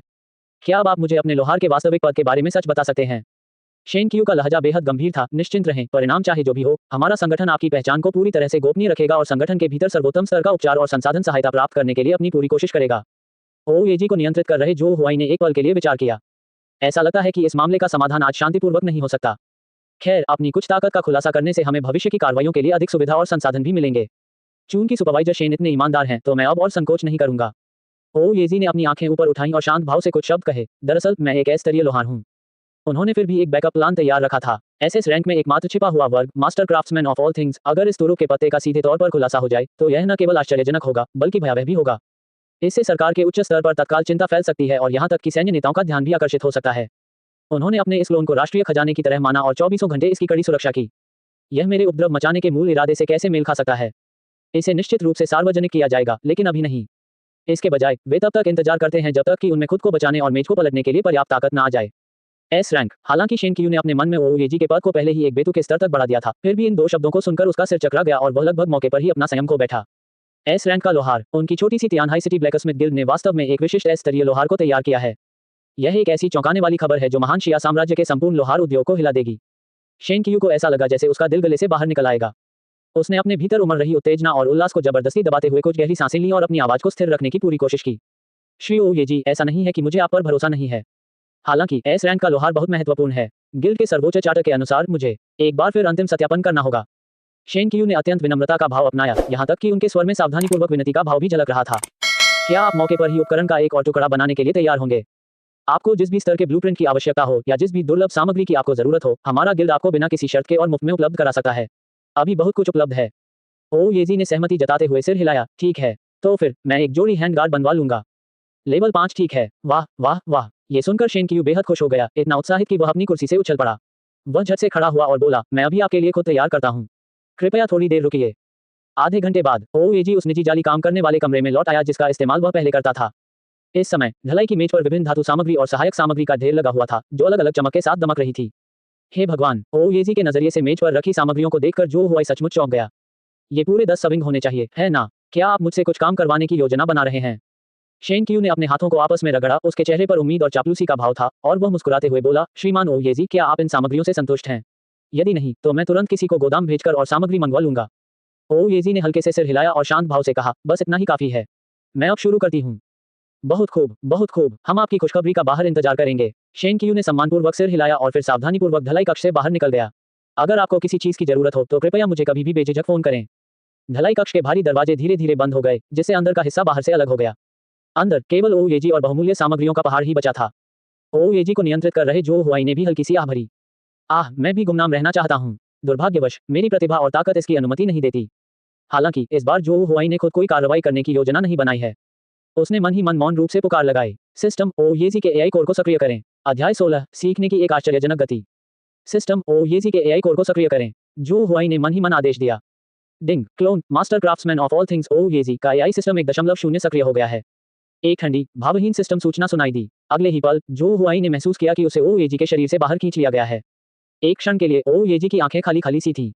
तुरंत ही वह अपने आप चलने लगा। ओयेजी ने पहले अपने हाथों और पैरों को कुछ अकड़न के साथ हिलाया, मानो वह इस बिल्कुल नए शरीर के अभ्यस्त हो रहा हो। वह ढलाई की मेज तक गया और भारी ढलाई का हथौड़ा उठा लिया। क्लैंग, हथौड़ा उसके हाथ से फिसल गया और एक धीमी सी आवाज के साथ जमीन पर गिर गया। ओयेजी नीचे झुका और अनाड़ीपन से हथौड़ा उठाया। उसने तांबे के अयस्क का एक टुकड़ा उठाया और उसे भट्टी में फेंक दिया। धौंकनी को खींचो, आग की लपटें उठने लगी। पूरी प्रक्रिया असहजता और अनुभवहीनता से भरी हुई थी। जैसे ही उसने धधकते हुए अयस्क को उठाया, हथौड़े की पहली चोट पड़ी। टकराना, बहुत ज्यादा बल, अयस्क चूर चूर हो गया, हर तरफ चिंगारियां उड़ने लगी और सामग्री का एक बड़ा हिस्सा मौके पर ही बर्बाद हो गया। चेतना क्षेत्र के भीतर से देखते हुए जो हुआई ने अपना सिर हिलाया। ऐसा लगता है कि इस एआई को कुछ प्रशिक्षण की आवश्यकता है। ओयेजी एक पल के लिए रुका, मानो अपनी असफलता के कारणों का विश्लेषण कर रहा हो। उसने चुपचाप बेकार पड़ी चीजों को समेट कर रख दिया और एक नया सेट निकाल लिया। इस बार उनकी चाल ढाल पहले से कहीं अधिक स्थिर थी। हथौड़ा मारना, आकार देना, जोड़ना। हालांकि इसमें अभी भी कुछ शिल्प कौशल बाकी है, लेकिन इसने अपनी पिछली अटपटीपन खो दी है। 1 घंटे बाद काटना, एक कुरकुरी थपथपाहट की आवाज सुनाई दी। हैंडगार्ड का पहला जोड़ा सफलतापूर्वक तैयार हो चुका है। ओयेजी ने चुनौती स्वीकार की और एट्रीब्यूट पैनल स्वतः ही प्रकट हो गया। शिक्षार्थी के हाथ की सुरक्षा गार्ड। गुणवत्ता, उत्कृष्ट 1 सितारा। स्तर LV5। शारीरिक रक्षा, जोड़ 2 0। स्टेमिना, जोड़ 1। टिकाऊपन, 50/50। उत्कृष्ट 1 सितारा। जो हुआई ने संतुष्टि से सिर हिलाया।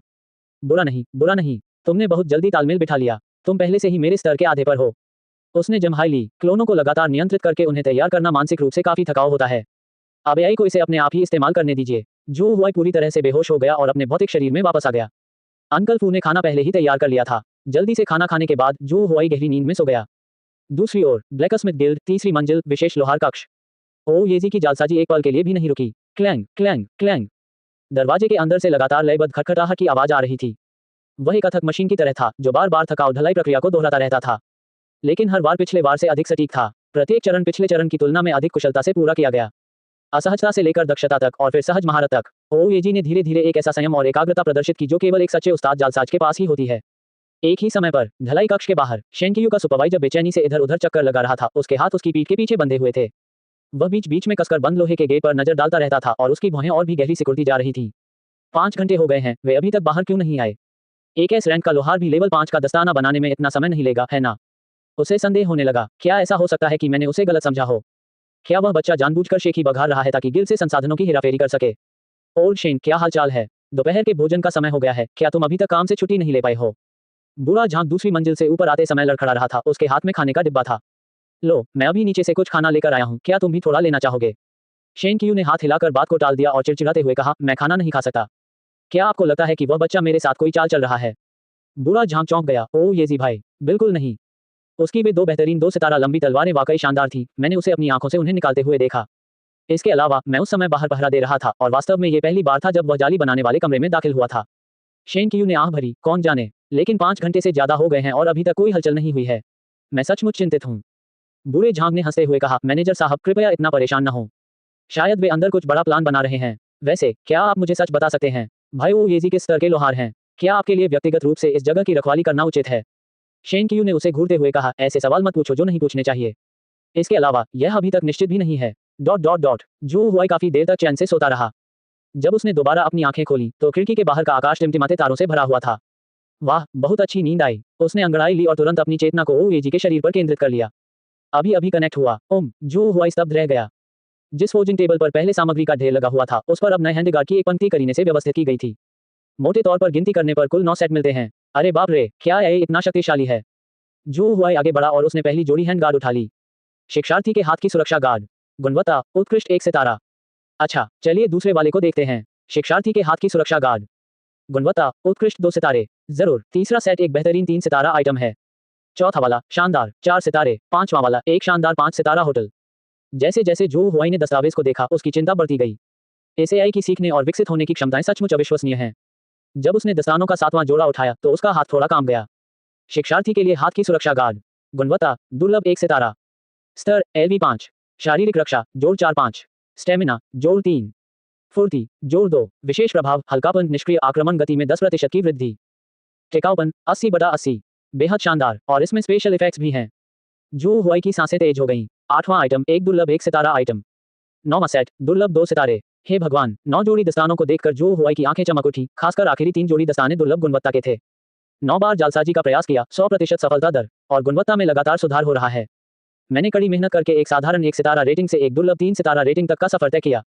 अगर यह बात बाहर फैल गई तो पूरा जालसाजी उद्योग हंगामा मचा देगा। विभिन्न शिल्पकारों के निष्क्रिय कौशल ने 30% सामग्री बचाई, और अभी भी काफी सामग्री बची हुई है। लेकिन फिलहाल इतना ही काफी है। ओएजी को नियंत्रित करते हुए जू हुआई ने धीरे धीरे लोहार के कमरे का दरवाजा खोल दिया। ची दरवाजे के बाहर शेन कियू और लाओ झांग अनौपचारिक बातचीत कर रहे थे, तभी उन्होंने दरवाजा खुलने की आवाज सुनी और दोनों ने एक ही समय पर उधर देखा। शेन कियू ने तुरंत अपने चेहरे पर एक बनावटी मुस्कान ला दी, लेकिन उसका दिल डूब गया। उन्हें बाहर आने में इतना समय लग गया, मुझे डर है कि वे गंभीर खतरे में हैं। श्री ओएजी, आपने आखिरकार इसे समझ ही लिया, शेन कियू ने सूखी हंसी के साथ कहा। क्या ढलाई सफल रही? क्या कुछ गड़बड़ हुई? ओएजी शांत रहे और उन्होंने जाली काम करने वाले कमरे की ओर इशारा किया। सारा उपकरण हस्तनिर्मित है। मैं मैनेजर शेन से अनुरोध करना चाहूंगा कि वे जाकर इस मामले को देखें। ठीक है, यह मेरा कर्तव्य है, यह मेरा कर्तव्य है।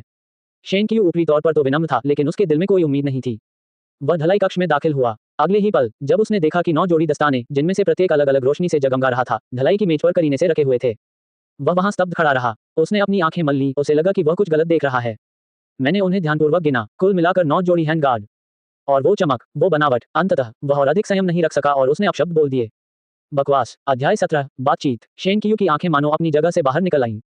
वह विश्वास भरी नजरों से देख रहा था। कुछ क्षण पहले तक वह अभी भी सोच रहा था कि क्या ओएजी नाटक कर रही थी। एक जोड़ी हैंड गार्ड बनाने में पूरे 5 घंटे लग गए। और फिर मैंने परिणाम देखा। यह एक टुकड़ा नहीं है, कुल 9 टुकड़े। इसके अलावा इसकी चमक और रंग भी काफी असाधारण हैं। वह उत्सुकता से आगे बढ़ा और प्रत्येक वस्तु को ध्यानपूर्वक जांचने के लिए उसे उठा लिया। मैं इसे जितना ज्यादा देखता हूं, मेरे दिल की धड़कन उतनी ही तेज हो जाती है। लगभग हर एक चीज बेहतरीन गुणवत्ता की है, औसत गुणवत्ता का एक भी नहीं। अंतिम 3 वस्तुओं की जांच पूरी करने के बाद शेन कियू हौंफने लगा, उसके रोंगटे खड़े हो गए। दुर्लभ गुणवत्ता, लगातार 3 दुर्लभ और उच्च गुणवत्ता वाले उपकरण। क्या ये किसी एस रैंक के लोहार का कौशल है? शेन कियू इतना उत्साहित था कि उसके हाथ कांप रहे थे और उसने अपने माथे से ठंडा पसीना पोंछा। कांपते हाथों से उसने अपना फोन निकाला और एक नंबर डायल किया। फोन के दूसरी तरफ से एक बूढ़ी कर्कश आवाज आई। हेलो, क्या हुआ? गिल्ड मास्टर, गिल्ड में एक विलक्षण प्रतिभा का आगमन हुआ है। आधे घंटे बाद एक काली सेडान कार लोहारों के संघ के सामने अचानक रुक गई। लगभग 60 वर्ष की आयु का एक बुजुर्ग व्यक्ति, जो आश्चर्यजनक रूप से चुस्त दुरुस्त था, सीढ़ियों से नीचे उतरा। उसके हाथों पर मोटी मोटी कठोर त्वचा थी और उसकी आंखें तेज थीं। वह तियानहाई शहर के लोहार संघ के अध्यक्ष गुयान थे। बिना एक पल भी देरी किए गुयान सीधे तीसरी मंजिल पर स्थित ढलाई कक्ष में चली गई। वह ढलाई की मेज तक गया, हैंडगार्ड उठाए और एक एक करके उनकी सावधानीपूर्वक जांच की। काफी देर बाद उसने आखिरी दस्ताना नीचे रख दिया और शेन कियू की ओर मुड़ा, जो एक तरफ खड़ी थी और मुश्किल से सांस ले पा रही थी। गुयान ने समझदारी से सिर हिलाया, उसके चेहरे पर राहत भरी मुस्कान थी। बहुत बढ़िया, बहुत बढ़िया। हमारा तियानहाई शहर आखिरकार एक बेहतरीन लोहार पैदा करने वाला है। इसके बाद शेन कियू के नेतृत्व में गुयान ओएजी के कार्यालय में पहुंची। बूढ़े चेयरमैन ने धीरे धीरे बोलने से पहले ओएजी को सिर से पैर तक तीखी नजरों से देखा। मैं गुयान हूं, जो वर्तमान में तियानहाई शहर के लोहार संघ का अध्यक्ष हूं। मैंने आपके बनाए हुए सभी हैंड गार्ड देखे हैं। बहुत बढ़िया। वह रुका, उसकी आंखों में एक चमक सी आ गई। मैंने सुना है कि तुम इस रैंक के लोहार भी हो। ऐसा लगता है कि हमारे महान शिया साम्राज्य को भविष्य में एक और महान लोहार मिलेगा। ओएजी को नियंत्रित करते हुए जू हुआई ने शांत भाव से कहा, राष्ट्रपति महोदय, आप मेरी चापलूसी कर रहे हैं। गुयान ने हाथ हिलाया और सीधे मुद्दे पर आ गया, औपचारिकताएं छोड़ देते हैं। अब आप आधिकारिक तौर पर तियानहाई शहर के लोहारों के संघ के सदस्य हैं। मैं आपको गिल्ड का मास्टर ब्लैकस्मिथ नियुक्त करती हूँ। उपराष्ट्रपति पद के लाभों का आनंद लें। अब से आप गिल्ड की सबसे ऊपरी मंजिल पर स्थित शीर्ष स्तरीय लोहारखाने का उपयोग मुफ्त में कर सकते हैं।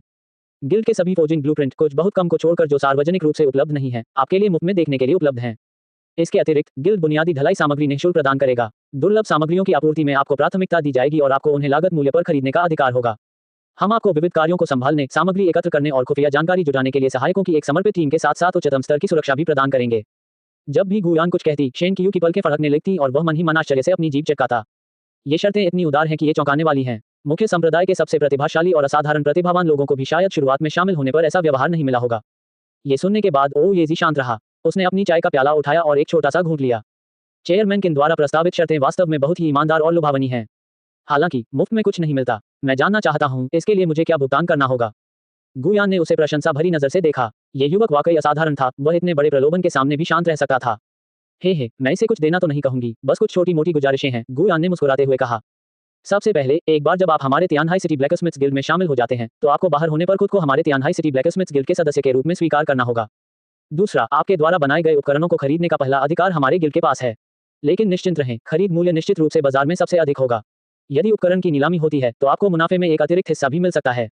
तीसरा, गिल्ड नियमित रूप से आपकी व्यक्तिगत स्वतंत्रता को प्रतिबंधित नहीं करेगा, लेकिन जब गिल्ड को आपकी आवश्यकता होगी तो आपको वापस आना होगा। सुनने के बाद जू हुआई ने लगभग न के बराबर भौहें चढ़ाईं। गुयान द्वारा प्रस्तावित शर्तें उदार प्रतीत होती थीं, लेकिन वास्तव में वे एक सोची समझी चाल थी। इस तरह ओ येजी का क्लोन पूरी तरह से और गहराई से तियानहाई सिटी फोर्जिंग मास्टर्स गिल्ड से बंध जाएगा। जू हुआई की यही इच्छा नहीं थी। उनका ऐसे स्तरीय असंख्य अभिव्यक्तियों का उस्ताद शिल्पकार भविष्य में उनकी अपनी शक्ति का मूल आधार बनने वाला है। एक छोटी सी तियानहाई शहर की शाखा उन्हें कैसे रोक सकती है। राष्ट्रपति किन, आपकी दयालुता के लिए धन्यवाद। ओ येजी ने चाय का प्याला नीचे रख दिया। उनके स्वर में क्षमा का भाव था। लेकिन मुझे खेद है कि मैं आपकी इच्छा पूरी नहीं कर सकता। मैं स्वभाव से अनुशासनहीन हूं और पाबंदियों को नापसंद करता हूं, इसलिए शायद मैं केवल एक साधारण गिल्ड सदस्य बनने के लिए ही उपयुक्त हूं। ये सुनकर दफ्तर का माहौल पल भर के लिए जम गया। शेन कियू ने डरते हुए सुना। उसे आशंका थी कि अध्यक्ष गुस्से में भड़क कर चले जाएंगे। गुयान की मुस्कान थोड़ी फीकी पड़ गई और उसने ओ येजी को गहरी नजरों से देखा। उसकी आंखों में जिज्ञासा का भाव झलक रहा था। अरे, क्या मेरा प्रस्ताव काफी अच्छा नहीं है, या मेरे युवा मित्र को कोई और उपयुक्त पद मिल गया है? उन्होंने कुछ देर सोचा, फिर धीरे से कहा, मेरे युवा मित्र ओ येजी, मैं आपकी प्रतिभा का दिल से प्रशंसक हूं। अगर आपके मन में कोई विचार या शर्तें हों तो बेझिझक बताएं। जब तक वे बहुत अनुचित न हो, मैं उन पर अपने विवेक से विचार कर सकता हूं। जू हुआई को ठीक इसी बात का इंतजार था। दरअसल मुझे आपकी मांगों पर सहमत कराना काफी आसान है। हमें मूल शर्त में केवल एक शर्त जोड़ने की आवश्यकता है। गुयान की आंखों में जिज्ञासा की एक झलक दिखाई दी। ओह, शर्तें क्या हैं? कृपया मुझे बताएं। ओ येजी ने स्पष्ट रूप से एक एक शब्द कहा, मैं जब चाहूं तब संघ छोड़ सकता हूं। संघ मुझे किसी भी कारण से ऐसा करने से नहीं रोकेगा। ये गुयान की भौहें तुरंत सिकुड़ गईं। उसने ओ येजी को ध्यान से देखा। उसकी आंखों में थोड़ी सी झिझक झलक रही थी। ये संगठन आपको प्रशिक्षित करने में भारी संसाधन लगाता है और आप बस अपना सामान पैक करके कभी भी चले जाते हैं। क्या इससे गिल्ड के सारे संसाधन बर्बाद नहीं हो जाएंगे? ऐसी शर्तों पर कोई भी गिल्ड लीडर आसानी से सहमत नहीं होगा। जैसे ही माहौल थोड़ा तनावपूर्ण हुआ, ओ येजी ने कहा, मैं एक साधारण व्यक्ति हूं और मुझे अपने शब्दों के महत्व का अंदाजा नहीं है। मुझे उम्मीद है कि अध्यक्ष मुझे क्षमा कर देंगे। हालांकि मुझे एक बात स्पष्ट करनी है। ऐसा नहीं है कि मैं, ओ येजी, आपके तियानहाई लोहार संघ के लिए अपरिहार्य हूं। अपनी प्रतिभा के बल पर मैं किसी भी शहर के किसी भी लोहार संघ में सफल हो सकता हूं। मुझे इस बात का पूरा भरोसा है। हालांकि मेरे शामिल होने से आपकी तियानहाई लोहार संघ निश्चित रूप से अपने वर्तमान स्तर से एक या कई स्तर ऊपर उठ सकती है। भविष्य में ये पूरे महान शिया साम्राज्य में शीर्ष लोहार संघ बन सकती है। ये सुनकर गुयान एक पल के लिए स्तब्ध रह गई। फिर उसने धीमी ठंडी हंसी हंसी। अरे वाह, तुम जवान तो हो, पर तुम्हारी जबान तो हद से ज्यादा चलती है। वह ओ येजी को इतनी गौर से घूर रहा था मानो उसे पूरी तरह से परखने की कोशिश कर रहा हो। एक लंबे समय उसकी हंसी रुक गई और उसने ओ येजी को ध्यान से देखते हुए हर शब्द स्पष्ट रूप से कहा, मुझे तुम्हारा बेबाक अंदाज बहुत पसंद है। मैं आपकी शर्त से सहमत हूँ। अध्याय 18, एक सेट तैयार करना। शेन कियू एक तरफ खड़ा था। उसकी आंखें मानो सॉकेट से बाहर निकल रही थीं। राष्ट्रपति गु ने वास्तव में ओ येजी के बेतुके अनुरोध को मान लिया। क्या आपको इस बात का डर नहीं है कि जिस अद्वितीय प्रतिभा को आपने इतनी मेहनत से पाला पोसा है, वह अचानक सब कुछ छोड़कर उड़ जाएगी? गुयान को सब कुछ अच्छी तरह समझ आ गया था। वह बच्चा सही कह रहा है। अपनी लोहारगिरी की प्रतिभा के दम पर वह कहीं भी चमक सकता था। तियानहाई शहर का छोटा लोहार संघ इस छिपे हुए ड्रैगन को काबू में नहीं कर सका।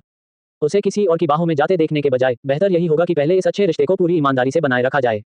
भविष्य में अप्रत्याशित आश्चर्य हो सकते हैं। जल्द ही दोनों पक्षों ने विवरणों को अंतिम रूप दिया और एक मानक अनुबंध पर हस्ताक्षर किए। गुयान खुशी से झूम उठा। उसने अपनी कमर पर बंधी थैली से एक प्राचीन दिखने वाली अंगूठी निकाली और उसे ओ येजी को दे दी। मेरे प्यारे दोस्त, यह मेरी ओर से आभार का एक छोटा सा प्रतीक है। स्पेशियल रिंग गिल्ड में शामिल होने पर दिया जाने वाला स्वागत उपहार है। जब जू हुआई ने ओ येजी को इसे लेने के लिए नियंत्रित किया तो उसके दिल में एक हल्की सी हलचल सी उठी। अंतरिक्ष की अंगूठी, इनमें से प्रत्येक अनमोल है। यहाँ तक कि सबसे बुनियादी वस्तुओं की कीमत भी 500,000 दाशिया सिक्कों से शुरू होती है। चेयरमैन गु वाकई बहुत उदार हैं। उसने अंगूठी अपनी उंगली में पहनी। उसके मन में एक विचार कौंध रहा था। रिंग के अंदर वास्तव में एक छिपी हुई दुनिया थी। 10 घन मीटर के पूरे आकार का एक अलग स्थान धीरे धीरे प्रकट होता है। आपके उदार उपहार के लिए बहुत बहुत धन्यवाद, अध्यक्ष गु, ओ येजी ने विनम्रतापूर्वक कहा। गुयान ने जरा भी चिंता न दिखाते हुए हाथ हिलाकर बात को टाल दिया। ये तो बस एक छोटी सी चीज है, कोई खास बात नहीं। उन्होंने ओ येजी को ऊपर से नीचे तक देखा और चिंता से कहा, युवा मित्र, लगातार इतने सारे हैंडल बनाने के बाद तुम थक गए होगे। अगर और कोई विकल्प नहीं है तो वापस जाओ और आराम करो। अगर आपके पास रहने की कोई जगह नहीं है तो मैं शियाओ शेन से आपके लिए एक शांत विला की व्यवस्था करवा दूंगा। जू हुआई ने ओ येजी को नियंत्रित किया और अपना सिर हिलाया। राष्ट्रपति महोदय, मैं थका हुआ नहीं हूँ। मैं उस बेहतरीन फोर्जिंग रूम में जाकर अपने कौशल का परीक्षण करने के लिए कुछ और उपकरण बनाना चाहता हूँ। ये सुनकर गुयान के चेहरे पर स्पष्ट रूप से आश्चर्य के भाव दिखाई दिए। क्या सभी एस रैंक लोहारों का ऊर्जा स्तर इतना असामान्य होता है? एक साधारण लोहार एक दिन में केवल 1 या 2 उपकरण ही सफलतापूर्वक गढ़ पाता है, इससे पहले कि वह थक जाए और कुत्ते जैसा दिखने लगे। इस बच्चे ने आज कम से कम 1 दर्जन उपकरण तो जाली बनाए ही होंगे, है ना? वो अब भी ऊर्जा से भरपूर है और कहता है कि उसे थकान नहीं है। उसे इस बात का जरा भी अंदाजा नहीं था कि जो हुआई के क्लोन में एआई कोर लगा हुआ था और उसमें कोई एनर्जी बार नहीं थी। जब तक पर्याप्त सामग्री उपलब्ध है, सैद्धांतिक रूप से आप अनिश्चित काल तक ढलाई करते रह सकते हैं। गुयान ने अपने सदमे को दबाया, सिर हिलाया और अपने बगल में बैठे शेन कियू की ओर देखा। शाओ शेन, चूंकि युवा मित्र ओएजी इतना उत्साहित है, तो तुम उसे अपने साथ क्यों नहीं ले जाते? शेन कियू ने तुरंत झुककर जवाब दिया, चिंता मत कीजिए अध्यक्ष महोदय, मैं सभी व्यवस्थाएं कर दूंगा। इसके बाद दोनों राष्ट्रपति कार्यालय से चले गए। ओएजी तुरंत सबसे ऊपरी मंजिल पर स्थित शीर्ष स्तरीय जाली सामग्री बनाने वाले कमरे में नहीं गए। वह सबसे पहले दूसरी मंजिल पर स्थित ब्लूप्रिंट बिक्री क्षेत्र में गया। ब्लूप्रिंट की इतनी अधिक संख्या देखकर आश्चर्य हुआ। जो हुआई की नजरें तेज थीं और उन्होंने तुरंत अपना चयन कर लिया। उन्होंने उनमें से कई ब्लूप्रिंट तुरंत चुन लिए। Forging blueprint, Shadowwind boots fine. Forging blueprint, Shadowwind breastplate fine. Forging blueprint, Shadowwind gauntlets fine. Blueprint बनाना, शैडोविंड बेल्ट उत्कृष्ट। ये लेवल 8 का नीले रंग का बेहतरीन क्वालिटी का सेट है। 4 टुकड़ों वाले सेट का प्रभाव, सभी विशेषताओं में 15% की वृद्धि होती है और युद्ध से बाहर होने पर प्रति सेकंड 1% स्वास्थ्य बहाल होता है। यदि इसे उच्च गुणवत्ता में अपग्रेड किया जा सके तो इसका प्रभाव और भी बढ़ जाएगा। यह उपकरण सेट व्यावहारिक रूप से यासुओ के लिए ही बनाया गया है। फिर उसने लेवल 8 विंडब्रेकर लॉन्गस्वॉर्ड ब्लूप्रिंट का चयन किया। सभी तैयारियों के साथ शेन कियू के नेतृत्व में ओएजी गिल्ड की 5वीं मंजिल पर पहुंची। 5वीं मंजिल पूरी तरह से खाली और शांत थी। गलियारे के अंत में केवल एक विशाल कांस्य का दरवाजा खामोशी से खड़ा था। दरवाजे पर जटिल ज्वालाओं के पैटर्न उकेरे गए हैं, जो एक प्राचीन और शक्तिशाली आभा का संचार करते हैं। श्री ओएजी, ये हमारे संघ का एकमात्र उच्च स्तरीय गढ़ाई कक्ष है। शेन कियू के स्वर में विस्मय का भाव झलक रहा था। ओएजी